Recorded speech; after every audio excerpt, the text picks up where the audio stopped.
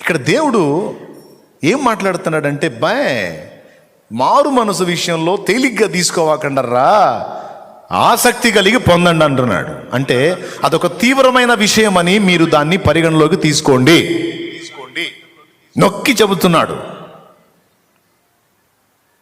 మారు మనసు అంటే ఏదో మోకాళ్ళు నీ కాసేపు ప్రార్థన చేసి 2 కన్నీటి చుక్కలు రాల్చి, ప్రభువా ఇదిగో నాయన ఇక నుంచి మారు మనసు పోతున్నాను ప్రభువా అని మళ్ళీ రేపేళ్ళుండి పాపం చేయటం కాదు.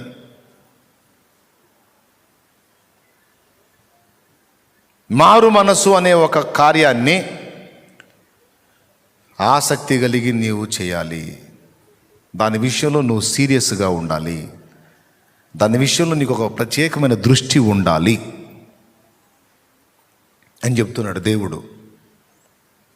మారు మనసు పొందు అనగానే ఏదో మోకాళ్ళు ప్రభువా మారు మనసు పొందితే నేను చెప్పడం కాదు బాబు.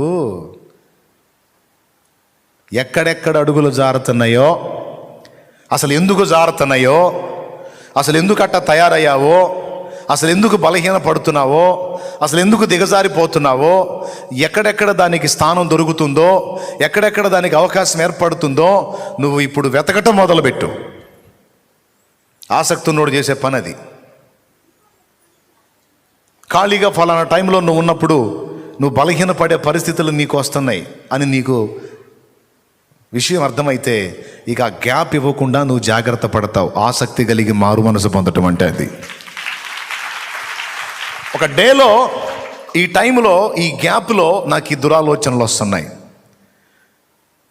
ఈ గ్యాప్లో నాకు ఇలాంటి తప్పుడు ఆలోచనలు వస్తున్నాయి, లేదా తప్పుడు క్రియలు చేసే పరిస్థితులు వస్తున్నాయి. సో నేను దాన్ని కనిపెట్టాను.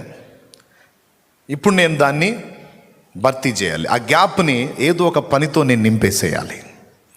ఆ గ్యాప్ ఇవ్వకుండా నేను వేరే విధంగా స్టెప్ తీసుకోవాలి అని దాన్ని గుర్తుపట్టి, ఈ గ్యాప్లోనే కదా నేను దేవునికి ఇష్టం లేని ఆలోచనలు చేస్తున్నాను, ఈ ఖాళీ సమయంలోనే కదా నేను పిచ్చి ఆలోచనలు చేస్తున్నాను, ఇలాంటి సన్నివేశాల్లోనే కదా నేను తొందరపడుతున్నాను.